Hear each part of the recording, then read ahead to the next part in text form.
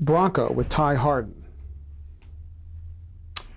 I barely remember that. Did you work with Jack Elam during Yes, these shows? with Jack Elam several times. Uh, at, at this moment, I don't remember the content and what we were doing, but you see, at that time, you were going from show to show, and there were a lot of horses and stunts, gags. And luckily, because I'd grown up on a ranch and been around horses a lot, I could handle that. And a lot of the gags, stunts. Um, and it was, those shows then were mainly action. They might have had a spine of story and some kind of plot that was fairly ordinary. Jack Elam had an on-camera, on-screen persona as a bad guy with the eye and the whole thing. What kind of a guy was he to work with? Jack Elam was a lovely man, and he had a villainous look, but in real life, far from it. How about The Lawman with John Russell? Lawman with John Russell and Peter Brown. Peter Brown, yeah, yeah. John was a square-jawed, resolute kind of cowboy marshal, and Peter was a young deputy or something. Once again, it was always fun because the guys were good folks, but they took their work very seriously. A lot of those shows seemed lighthearted, but man, I'll tell you, on the set and around the studio, it was very serious because you had to get it done and get it done quickly. And you had to come in prepared, which was, marvelous training. Westerns were big at that time, but also detective dramas had their own little niche. And you worked on 77 Sunset Strip. What was that experience like? 77 Sunset Strip was a radical change from the westerns I'd done. It was an interesting show in that, we actually went to some of the haunts on location along the Strip in those days. And guys like Eddie Burns, Roger Smith were under contract, and they were interesting, crazy guys. And I think Roger married Anne Margaret and became her manager. How about Ephraim Zimbalist Jr.? Ephraim Zimbalist Jr., of course. And later on, I believe Ephraim had a series or two. Right, I think so, at least. Right. And you did Hawaiian Eye, which I think was a spinoff, or certainly in the same genre, with Connie Stevens, Robert Conrad. I enjoyed doing Hawaiian Eye, and I think maybe I was a little jealous because I wasn't starring in the show or a regular, simply because I'd come from Hawaii, where I'd been for 5 years. And I knew the islands very well, and I loved it over there. And I felt that, wouldn't that be a nice thing to come from Hawaii and then do an Hawaiian-based show? Since you were a frequent guest star on these shows, what do you remember about how they treated you or welcomed you as a guest cast member? Did it vary from show to show? Are there some that you particularly liked and others that were a little less comfortable? Because I was under contract, long term, and they were grooming me for bigger things, I think they really made an effort to make me comfortable when I came on the stage, from the first assistant on down. And it was fun to go into makeup in the morning because you'd see all of the other Warner stars of series. Right. And they'd be sitting there in the chair next to you or something, or lined up, and you'd have a chance to visit a little bit, get their gripes, exchange jokes. Typecasting is something that you've dealt with in your career, but then you played a lot of Western characters. Was that a problem at that point when you kind of finished that part of your career, when you did all those? Were you ever typecast as a Western star or a cowboy or anything at that point? I was never typecast as a Western star or cowboy that I know about, because when I left Warner Brothers, I did, many different things. I played an ancient Greek general. I played a private eye. Different things. So no, I never was cast as a Western hero or a guy. Okay. The typecasting came later with Batman. That was really a very strong typecast. Yeah. Okay. We'll get to that. Did the blacklist affect you personally or anybody that you knew during the 50s? There was a blacklist that I knew about, but I was a bit on the cusp or after, and it really didn't affect me at all. And then you went, after Warner Brothers, you went on to be in a lot of other series. And I wonder what was that transition like from being under contract to kind of going out on your own and being available for lots of other shows? Was it a real difference for you, a real change? There was a transitional change, of course, from being under contract at a studio to having then to go in and take meetings and do auditions and tests in order to get other guest shots or pilots or whatever I did. Mm-hmm. Do you remember it being difficult at all, or just a different way of kind of putting yourself out there for jobs?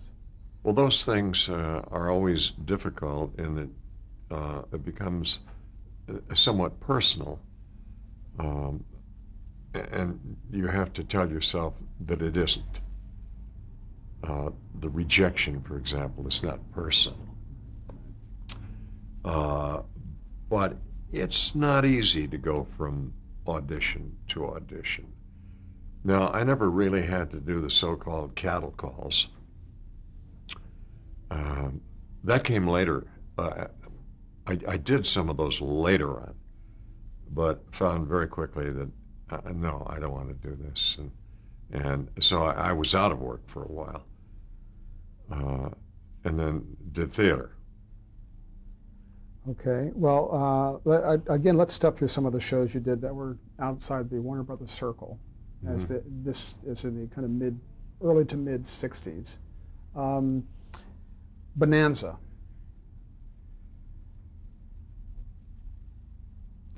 I saw, I think, a Bonanza episode with me as a bad guy not too long ago on TV Land, tuning around.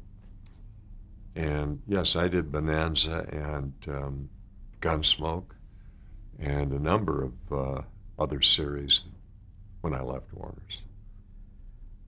Do you find yourself sometimes in the position, if you maybe did one episode, some of these that you, like you said, you might be tuning around and almost, you forgot you were in it until you saw it? You're experiencing it like a viewer just surfing?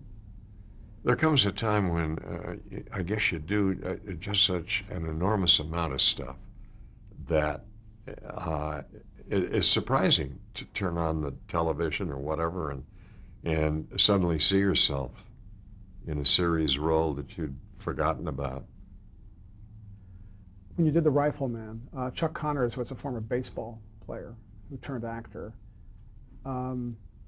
Was that an awareness at that time, or was he accepted as an actor, as a star, because he'd established himself by that point? Do you remember?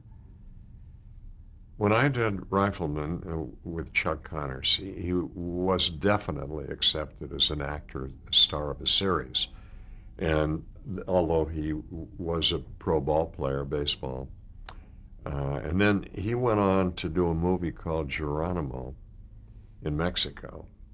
And he was, I think, the only Geronimo I ever saw with blue eyes. But the producers, after I did a guest shot on Chuck's show, The Rifleman, hired me to go to Mexico and play the young leading man in Geronimo. And I was a cavalry lieutenant in the Old West there. Yeah, trying to capture Geronimo. Some of these shows had a much higher profile, and a lot of these were hit shows, but some were like, you know, shows that had a long run, like Bonanza. Another one that lasted a long time was Perry Mason. Was there a difference in the atmosphere when a show had been running a long time or was an established hit, as opposed to a show that might not have been as known? There is an atmospheric difference when you go on a stage with a show that's had a long run, opposed to one that's fairly new. For example, Perry Mason or Gunsmoke. Mm-hmm. I think it has the record, doesn't it? It's the longest running series. But because the leading characters were so accustomed to doing the same character week after week, they sometimes disappeared quickly, and you would find yourself playing to an assistant director or to a cardboard cutout or whatever off camera. Very interesting. I don't know that people would have thought about that, but well, did that make it more difficult because you had to do that as opposed to act right opposed to them? I think it's always less involving and more difficult to play to an empty space or something that represents something or somebody. Yeah, it's more difficult. It's better to be able to make contact and get the nuance of whatever the other person is doing, and the tennis match starts, whatever. Now, Perry Mason, Raymond Burr actually was one of the first guys that I ever saw to have a teleprompter or cue cards. But because of the character he played, it was a simple thing, and he was really an expert at, reading his lines and making it seem like he was talking to somebody. Well, I picked up a lot of those tricks along the way, and as a matter of fact, right now I'm reading all of this. Go on. And doing a great job of it, too. You worked with an Academy Award winner, Walter Brennan, in The Real McCoys. Yeah, that's right, Walter Brennan. He was so easy to... he had a cottonmouth bit me down there at the swamp. Judge Bean, only law west of the Pecos. He was a wonderful actor and a great guy. And I remember, because I grew up on that ranch outside of Walla Walla, he had a place near Joseph, Oregon, which wasn't too far away. So he got out of town and went to the ranch, and he'd bring some of that back with him. He was a great character actor. The Real McCoys was I guess a rural family comedy. And then with that, and I guess Petticoat Junction, I mean, was that a real left turn for you? You've been doing mostly dramatic parts in the westerns and the private eye shows, Perry Mason. Was this your first kind of drop into comedy? Earlier, before I'd even ended up in Hollywood, doing the stuff that we've been talking about, I had kind of ad-libbed my way through a number of shows in live TV that were comedic or funny or lighthearted. And I found that I had a natural gift for comedy, and I hadn't had a chance to play it at all for 2 or 3 years. But then when I was given the opportunity to, do comedy, it really worked for me. It's all in the timing. You really can't teach that.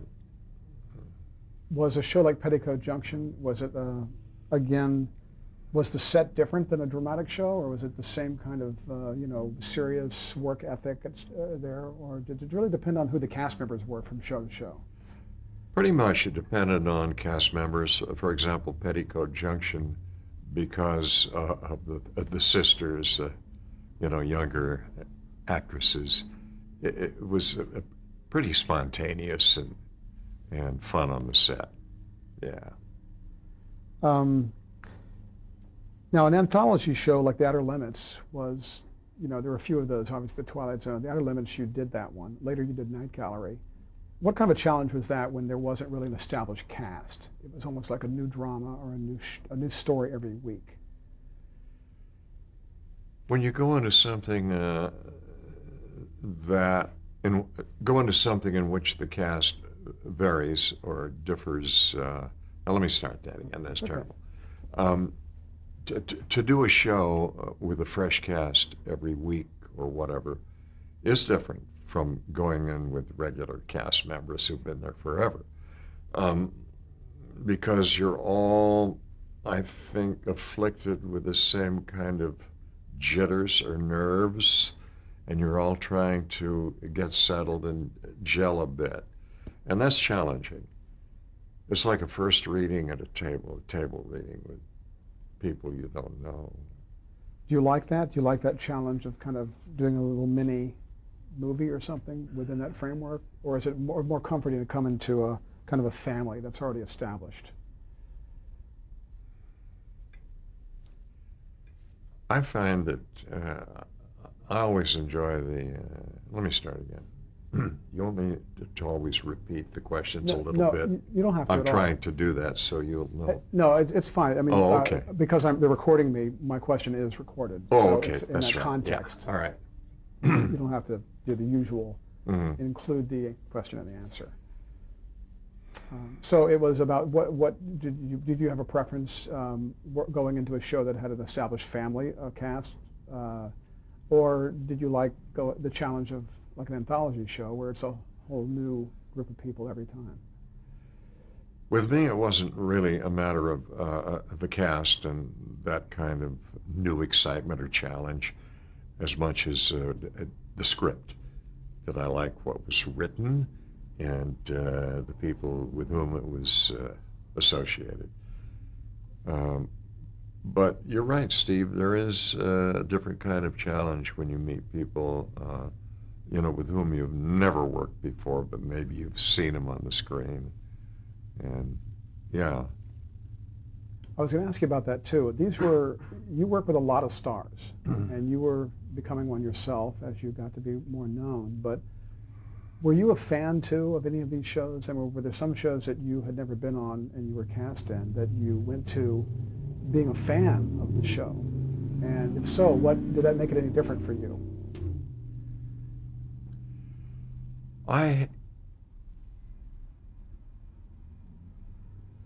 You okay? Yeah, sure.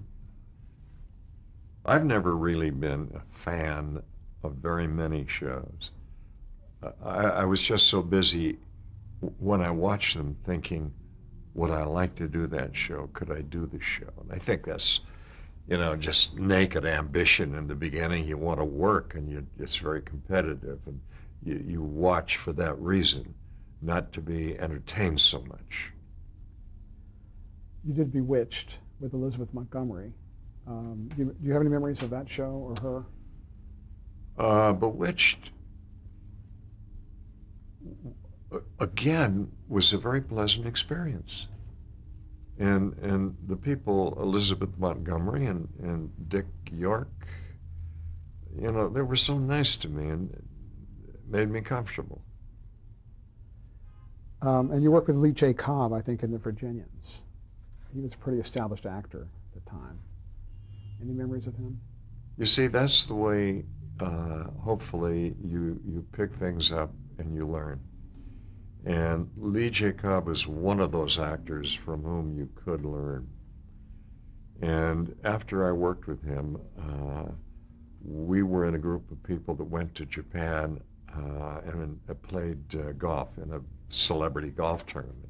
And I had a chance to get to know him a bit at dinner. Wonderful man. Let's talk a little bit about The Detectives with Robert Taylor. How did that come about for you, that series? When I was doing, let me start again.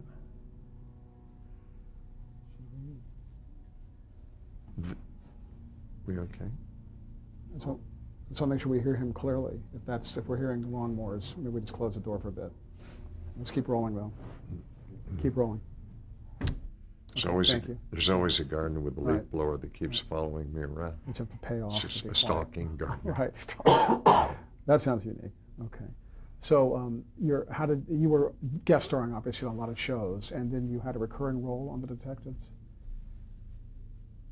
The Detectives happened because I did The Rifleman, produced by the same people, and that led to the movie Geronimo, and that led to The Detectives with the late Robert Taylor.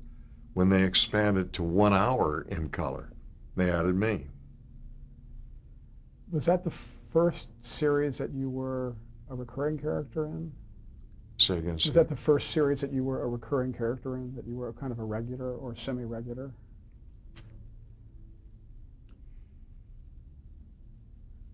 The Detectives was the first series in which I was a recurring character or a regular. And I think every third or fourth show I do the bulk of the show. How was that for you? What kind of experience was it to go to a show that you could play the same character, as opposed to like some of the shows you did, you might have been on 3 episodes, but in each one you played a different character? Again, when you're playing a character that is a real life kind of character, you draw on things, of course, from yourself, but you can relax and be more yourself and let it gel a bit from week to week until it becomes easier. Always challenging, but it becomes easier than getting into the grind of playing some kind of different character every week. Yeah. Okay. Let's talk about Batman. How did that come to you?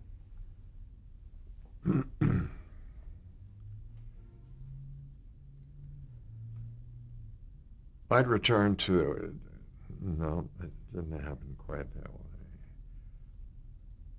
I went to Europe to do my spaghetti western, and before I left, I'd done a series of commercials for Nestle's Quick, in which I played a spoof on James Bond, Captain Quick.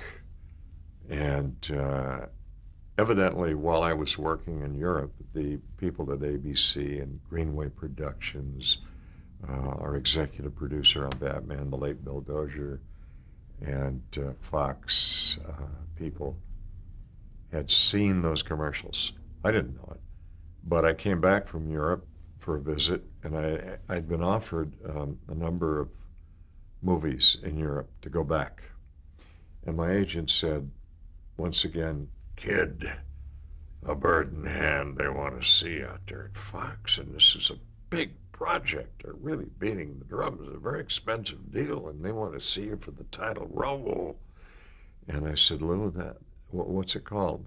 He said, Batman. Lou, look, I'm trying to have a serious career here. I don't think, yeah, you gotta see him. It's a big, big thing.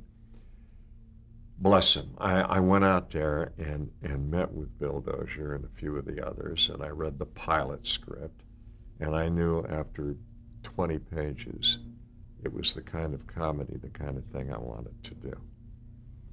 And so once again, Lou played the hand right. He said, my client's going back to Europe, or if you'll sign him right now. And they said, well, yeah, we want him. They said, there's one request, a favor.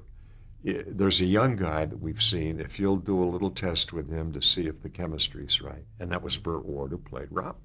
And I said, of course, because I wanted that right too. And but I signed to do Batman right away. Didn't you collect comics when you were a kid? Comic books? Say again. Didn't you collect comic books to some degree? I never had an extensive comic book collection, but I do remember reading Batman because I found a stash of Batman comics, I think in a barn on the ranch. And when I was 10 or 11 years old, and I became a little bit fascinated with this character. And because of the comedic or different approach that we were taking at Fox and the liberties with Batman, and also the kind of salute we were making to the comic books, it became something that I really enjoyed because the kids loved the excitement and, you know, running around in the cape and tights, and the crazy villain guests who were wonderful. And as you got a little older, you saw the fun stuff, and it became theater of the absurd, and I enjoy that. So you could tell from the first script that the tone was already there for the show, the comedy, the kind of campiness. The tone of our first show by Lorenzo Semple Jr., which was considered, in a sense, the pilot, although it was scheduled to go on the air, the tone was one of absurdity and tongue-in-cheek, to the point I found it irresistible. And I think they recognized that in me from what they'd seen me do before.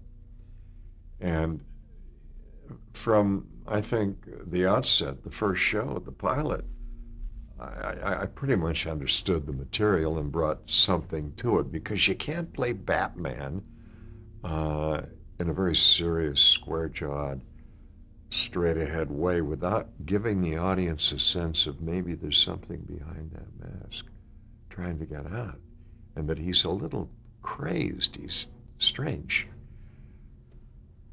Did you have to actually audition for that? Did they go after you? I mean, were you essentially their first choice? I actually signed the contract the same day that I read the script, and with the only restriction or request being that I test with Burt Ward to see whether he was right for the sidekick job.